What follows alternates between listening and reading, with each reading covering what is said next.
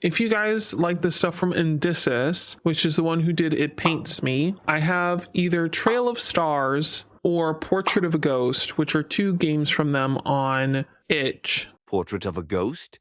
That is why it piqued my interest. But let's see, Portrait of a Ghost. Okay, so the story is, Arthur Hope is a spirit photographer able to capture the images of the departed with his camera. At least, that's what he'd like you to believe. After all, any price is worth paying to see a loved one's face again, isn't it? Unfortunately for him, ghosts just might be more real than he realized. It's kind of cool. It's a shutter sound. When you take a picture, it's the shutter click sound. That is not lost on me. I noticed. All right, let's start. Part 1. How to profit off of grief. Right. This way, madame. Please, make yourself comfortable. But why don't we have a chat before we begin? Tell me more about your dear husband. There, yes, bless his poor soul. In a modest sitting room, with the curtains open to the afternoon sun, the window perched like a shadow in the arms of a plush velvet seat. With her veil pulled back from her head, delicate fingers clutching the handkerchief she brought repeatedly to her large, sorrowful eyes, she made the perfect image. Picture perfect. Of the poor grieving soul that the gentleman sitting before her so often received. She's behind me. A poet might have described her glistening eyes as deep pools of wretched misery, or oceans that had no end. But Arthur Hope was not a poet. His only observation about the woman's face was his hope that she wouldn't burst into tears during the sitting. Arthur made his living off of grief, of course, but dealing with the grieving was a rather tiresome facet of his profession. It is fully taking advantage of his subject matter. That is genius, right? I love games that do stuff like this. As the window went on about her poor deceased lover, his gentle and charitable nature, and so on, he carefully prodded her now and again about the man's general features, forming an image in his head of how best to shape his next creation.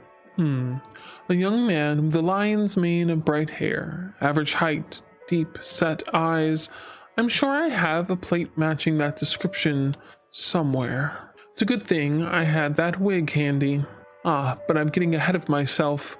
I have a real picture to take first. There are so many things I wish I had said to him. Oh, he told me not to worry, but I'm sure he was a wonderful man, madam. I'm so sorry once again for your loss. You know, I always tell my clients I can never guarantee when my camera might capture a spirit, but today I feel almost certain he might be in the room with us. Why don't we take your picture now and see for ourselves? Oh, yes, of course. Make yourself at home. I'll be right back. Center your subject within the frame. Wait, what? Wait, what am... Oh. So this nay. Okay. Centered. That should leave enough space to add a spirit, quote unquote. We're ready to begin. Please stay still until I tell you when the exposure is complete. Yes. If you're there, my darling, please show yourself, please. Arthur Hope hadn't always been a charlatan. Once he had been an arty, a shy and playful honest boy with an angelic blue eyes and limitless imagination. He spent every chance he could in his uncle's library, losing himself in tales of monsters and terror. They were never so frightening as the real world around him, he could honestly say. Honesty, however, would rarely turn out to help him. Honesty had not stopped his uncle's cane nor his withering looks. It did not protect him from the schoolmates' vicious pranks nor impress the teachers, gray, hollowed men with thinning hair and thick spectacles at the various boarding schools that always inevitably sent him back home. It hadn't always been his fault. One had simply closed due to an unfortunate scarlet fever outbreak. No, it was a liar's world. And by the time Arthur Hope first found himself behind the lens of his late uncle's sliding box camera, he'd built well, if not a kingdom of lies, then at least a barony. At just shy of 30, his schemes had brought him an unsteady income, and the regard of a handful of influential friends, few of whom knew his background, or how much he truly borrowed from them. Also, by the way, you guys can't see it, but the cursor for this game is the crosshairs that you would get in an old style camera lens. You guys just can't see the cursor of the game. That's genius, right? And that's why I brought it up. I thought you guys would like to know that. It's pretty cool. You just can't see it because I have the settings on my stream that you don't see the cursor. Arthur's uncle had taken up photography late in his life, and having no family save for his troublesome nephew, had left the young man the aging house he turned into his studio, along with a small fortune in equipment after his death. Arthur had had little interest in the profession beforehand, but even he could not resist the allure of the... I don't know that word. Hold on. This doesn't happen to me often. What is this word? Burgoning? Right? Yeah. Beginning to grow and or increase rapidly. Oh. Technology that was so much like magic, capturing light through a mechanical eye, preserving an image of the world a single moment in time. It was something just like the tales of mystery he grew up on. The ability to capture his own likeness was, of course, its own draw. He had a fair face, he was not shy to admit, and would like a reminder of it should he ever have the misfortune of living a long life. Carefully, he slid the plate holder out from the camera's wooden frame. A pile of discarded glass plates and blurry albumin prints sat on a table beside him, the fruits of his earlier attempts. I have a good feeling about this one. Let's get you in the dark room, shall we? It was as the print formed in the early afternoon sun that Arthur Hope saw his uncle's ghost in the frame beside him. Was the spirit caught on camera? Spirit photography, ghost photography, interesting. A game that taught Kiba a new word, amazing. I don't know all words. I'm not an encyclopedia or a dictionary. Oh, I can move it. Hold on, hold up. Okay, in here. Okay, spirit caught on camera. Photographer captures ghostly image. Spirit photographer, the man behind the camera. Are spirits all around us? Ghost photographer Arthur H. Hope claims to have the answer. Interesting. It was only after a sleepless night of waiting for a spirit to accost him, then furiously rifling through his uncle's equipment, that he realized he'd made a simple and perfectly ordinary mistake. Photographic plates have to be cleaned very thoroughly to remove any imprints left behind by a previous negative. Arthur, an amateur, had not done so. Thus, a trace of one of his uncle's self-portraits remained on the glass plate he'd used for his own. But the fact that the image had lined up so perfectly was nothing short of a miracle. A miracle that sparked the idea for a brand new, lucrative story in Arthur's mind. It's him! Oh, my darling, I knew you were with me all this time. Thank you, Mr. Hope, thank you. He looks so peaceful, I don't know what to say.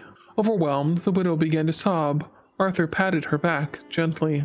I can earn more if I make them come back for a sitting or two before I give them a spirit, but God, I felt so sorry for her this time. I'm growing soft. This poor widow, I hate this false hope.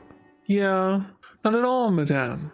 It brings me joy to know you have a guardian spirit watching over you even beyond the grave. I can be at peace now thanks to you. Please, take this. She handed him a stack of crisp banknotes, far more than the agreed upon sum.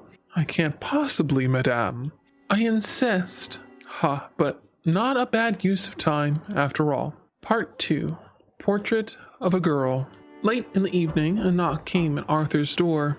The window had been his last appointment of the day, but it was all too common for unwanted visitors to arrive long after closing.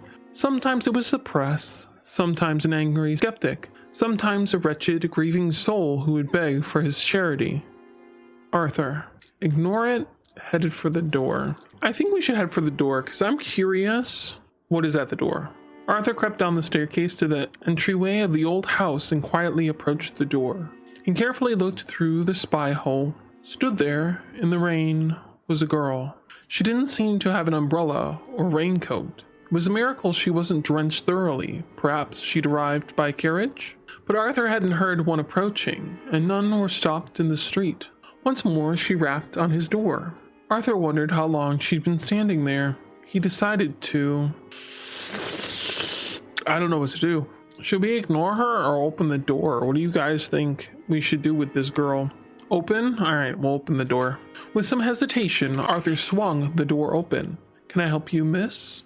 This is what she looks like, by the way. You can't see it because I'm in the way. But put myself in the hole? Alright, hold on. I'll move everything around. Hold on. There, how about that? We good? I'm here still. I'm not in the way. Everyone knows what everything looks like. Okay? Back to the game. I really love how Endysis draws people. They're such amazing artists. Yeah. I don't know if Endysis is a guy or a girl. Actually, you know what? I'm curious. Did they say their gender is goth badass? Anyway, back to the game. In the gloom of the rain, lit with only the light coming from the hall, the young woman was surprisingly lovely. She looked about 20, with a face so fair she could have been a porcelain doll, if not for the deep brown eyes that stared with such vivid intensity from behind her dark lashes. Locks of her chestnut hair spilled from a bonnet trimmed with wide ribbons and silk roses. Her gown was made of rich green satin and fine white lace, and looked expensive, at least a decade out of style.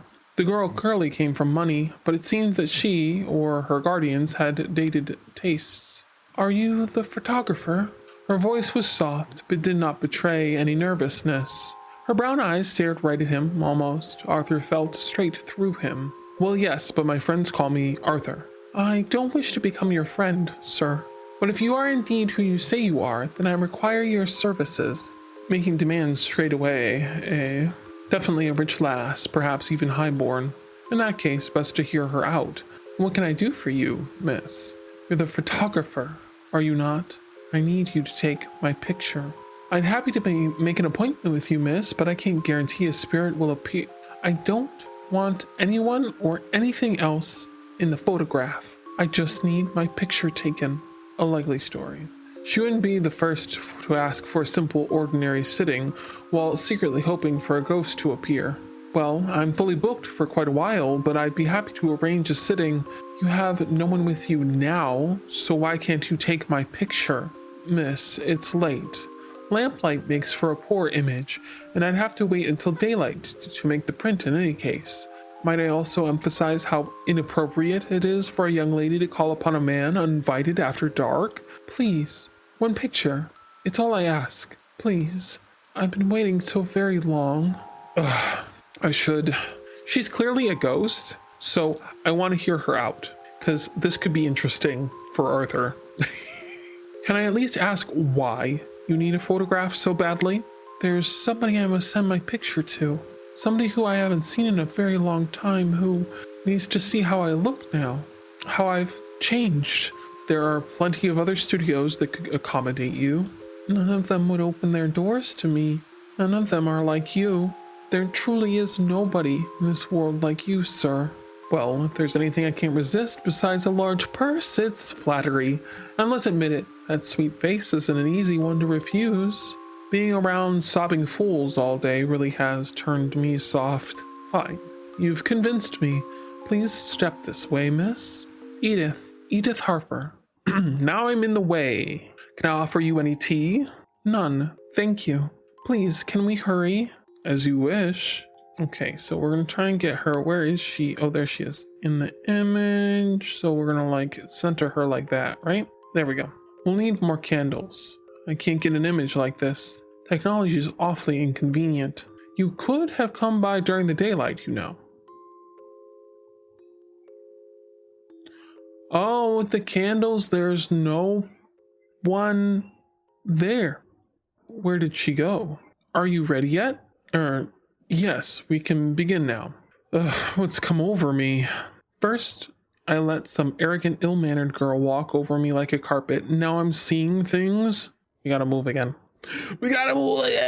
59, 60, done. You can move now, miss. Is that all? I'll go prepare the plate now. But again, you'll have to come back tomorrow for the print, Miss Harper. I open it. I'll visit you at the same time tomorrow evening. Good night, sir. Wait. Arthur stopped her, concerned. No, he didn't. He let her go. I'm gonna let her go. Never mind. I'll see you tomorrow then.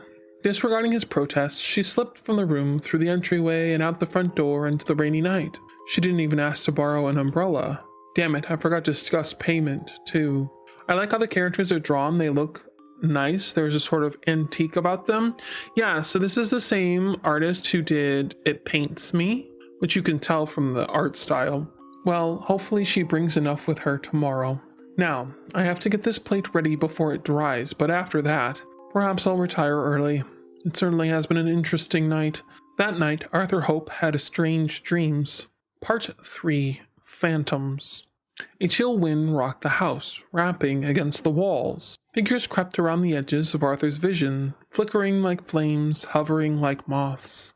A weight covered his entire body. He could not shift or twist his limbs. The blankets engulfing him felt like earth packed with stones. Heavy, cold, damp. Something wriggled under his clothes, creeping up his neck, over the side of his cheek, into his eye sockets. Another crawled into his open mouth, slithered down his windpipe. He tried to scream, but not a sound came. His jaw was locked in place. His lungs were still. More writhing things engulfed him, eating at his flesh, digging between his bones. Arthur jerked violently out of bed, gasping. Cold air filled his lungs, bringing him back to the waking world. He rubbed his eyes, then struck a match and lit the candle at his bedside table. The flame danced as he lifted it, gingerly, in the dark. No use trying to go back to sleep after that. Ugh, water first, then I'll head to my study and read. What? Tap, tap, tap. A noise rang out in the dark. Arthur listened. Sure, it must be the rain on the roof or a shutter against the windows. Tap, tap, tap. But the sound was too close to come from outside. No, it was more like tap, tap, tap. Footfalls, the creaking of floorboard. Good Lord, did someone break in while I was asleep? Quietly, Arthur reached beside his bed for the familiar weight of his uncle's cane, then carefully, cautiously, stood up. Oh, we can move our vision? Wait, what are we doing? What are we doing here? Get a hold of yourself, Art. A burglar is nothing. You've dealt with worse. Still nothing. Ugh, this pounding in my chest. All thanks to that blasted dream. Hello? I know you're there. Come out. Nothing. Did I imagine it? I'm sure I heard a sound. Thunk, thunk, thunk. The sound came again, but thicker, heavier, clunking along the wooden floorboards. Arthur continued through the house, heartbeat growing faster, louder, and more erratic with every step. His grip never left the heavy weight of the wooden cane. I'll teach you never to lie to me again, boy. I didn't, I swear it. Then who left it out in the rain? This book was worth more than your sorry hide. But the cane seemed to grow heavier in his hand, then warmer and white-hot, like flame. Arthur jerked and dropped it from his hand. It landed on the floorboard with a thud. He brought his searing hand to the candlelight. It was burned straight through to the bone, leaving ruined, melted flesh on his blackened skeleton. Fire engulfed his body. His skin melted from his flesh, crisping and charring. He let go of the candle, screaming. The tiny flame licked at the wood and set it alight. Everything turned to smoke and fire and dust. Arthur tried to run, to scream again, but black smoke filled his lungs. His body felt like it was burned in earth. Hot, burning earth. Nothing was left of him now but bones and ash. And then there was nothing left at all. Nothing but darkness. Thump, thump, thump. And the sound of that infernal cane. Arthur's Hope remains curled up on the floor, writhing like an insect, uttering pitiable, choking cries that sputtered into rasping gasps. And there, as he lay on the floor, in the corner of his eye, blurry, barely visible, like a photographic negative, an after-image, a phantom, a figure stood, ghostly, white. Part 4, Portrait of a Ghost. Arthur Hope awoke at dawn in his bed. He lay silently, heart still racing, as the faint ruby light traced his face. He breathed in, then out, slowly, until his heartbeat steadied. Then he gingerly sat up and rubbed his eyes.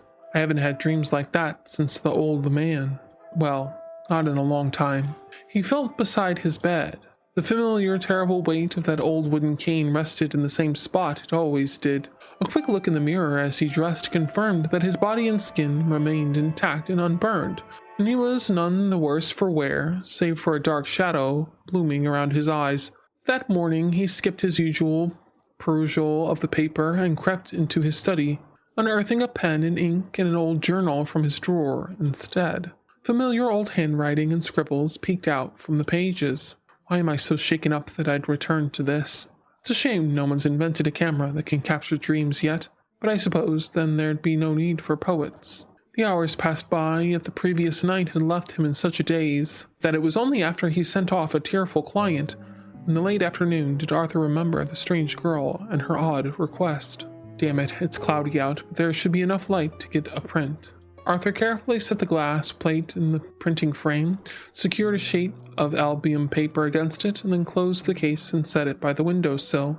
Now to let it sit. It was the last rays of the sun faded that Arthur Hope pulled the image from the frame and stared straight into the face of a corpse. The negative looked fine when I put it in. Did I expose it into the wrong plate? But none of my ghosts look like this. That girl, Edith, she must have tampered with it. But why? What does she want with me? Tap, tap, tap. A familiar rapping came at the door. Arthur stared at the doorway with a sick feeling in his chest. He answered the door. No, he certainly did not. I like the choices. I'm going to answer the door because I'm curious about this girl. Arthur stomped to the door and flung it open, 1,000 questions and accusations on his tongue. You have a lot to explain, Miss Harper. This isn't... Nobody was there. No girl in green satin. Not a single soul. Arthur gritted his teeth and turned away. Why are you so upset? Gah! The girl who stood in his sitting room wore no bonnet or day dress. Dirt and soil and damp, dark stains clung to her bare feet and rotted, ruined nightgown. Her skin clung to her flesh in patches, pieces of it eaten away and rotten to the bone. Her long hair was matted in thick tangles. Her eyes were gaping hollows. Someone of your profession certainly startles easily. Miss Harper, what do you want? This isn't funny. Certainly not.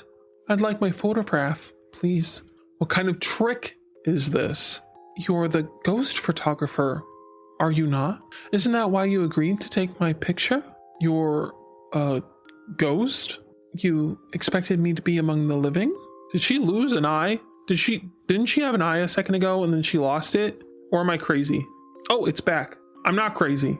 Why does that happen? Well, perhaps the proper introductions are in order. My name is Edith Emil Harper. I died in an accident 11 years ago. I'll spare you the details, but in short, I found it rather upsetting that my body still hasn't been discovered. So when I heard about you, I decided to take matters into my own hands. You expect me to believe any of this? Is this new to you? I thought you were more of the worldly type. See for yourself, then. Edith reached out toward him. Arthur jerked back, but the girl did not flinch. I think it's cool, like when she talks, she's more human, but when she is silent, she's more corpse-looking since the sign of life is gone. Oh, you know what? That's pretty cool. I didn't even think about that. You right. She gently lifted a filthy hand to his face.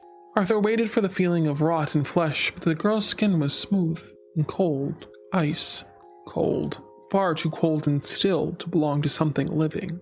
As her bony fingers lingered on his face, he felt his own skin grow colder, tingling until it felt like something was crawling beneath it. That's enough. Fine. Fine. You're dead. So what does a ghost want with me then? I want you to send that photograph to my brother. The stupid fool thinks I ran off with some man. Me elope? Honestly. Tell him to look for me near the old chapel where we used to play. Why don't you tell him yourself? Why haunt me? Very few people can see or hear ghosts, Mr. Hope. And of them, let's just say that a few murderers end up as professional photographers. What did you say? I love that his last name is Hope. I know it's on purpose. There was only one thing in common between the people who could see or hear me, Mr. Hope. They'd all killed before. So who did Arthur kill? Did he kill his uncle because his uncle was an abusive piece of shit? I bet. Part 5, Memento Vivere. Arthur Hope wasn't always a charlatan. Once he'd been a penniless young man struggling to make an honest living, and often had to supplement his income through other means. One day, a letter arrived for him from his elderly uncle, requesting his assistance around the household due to the old man's ailing health. Young Art packed a few belongings and headed to what he had hoped would be a welcome reunion. That hope would quickly be dashed. I never killed anyone. I didn't kill him. I didn't mean to. He had half a foot in the grave already, so I didn't Arthur, I just wanted to scare him. He deserved that much. He treated me like dirt my entire life. I called it. And then when he called me to his sickbed, I thought maybe he'd apologize to me just once. But no, the old man wanted to cut me out of his will. Me, his only flesh and blood, just to spite me. He knew that I had nothing. He knew that money was the difference between life and death, and all he wanted was to spit in my face at the end. What else could I have done? Stop feeling sorry for yourself. Look at you. You're alive, aren't you? So long as you're alive, you can change. You can claw yourself out from whatever hell you've built. It's only us ghosts who have to be stuck in the past. Yet you've been haunted all this time, haven't you? It's done. I signed it in your name, so he'll be sure to open it. Thank you. Arthur Hope carefully placed the sealed envelope into his coat pocket and dusted himself off. His possessions, most of the things that belonged to his uncle, rather had all been sold or given away.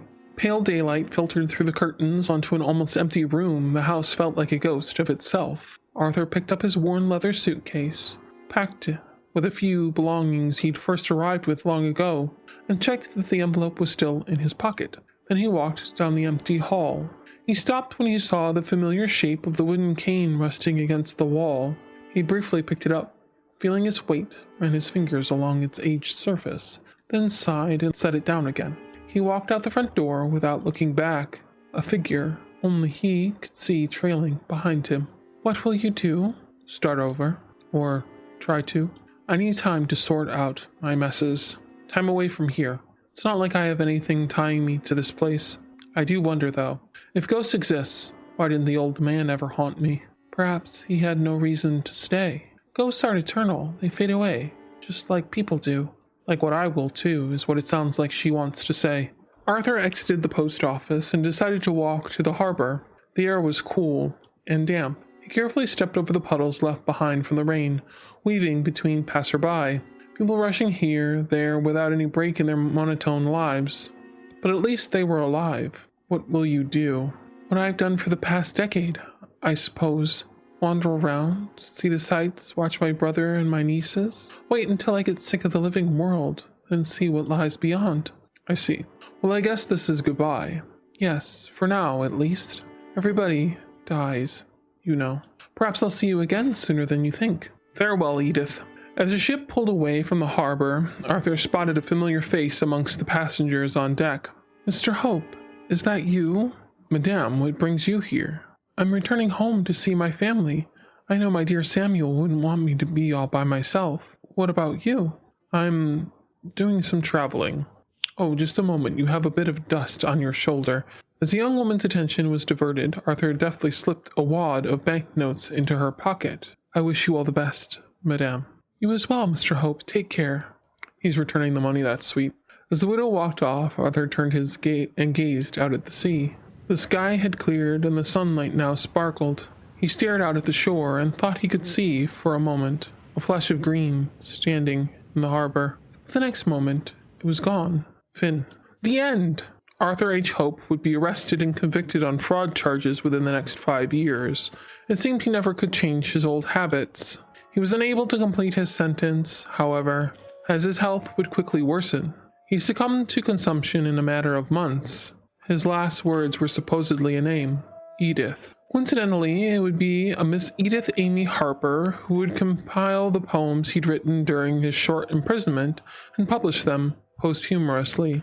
Yet nobody could figure out, in the end, just how he'd made his ghosts appear in his photographs, or if they were real all along.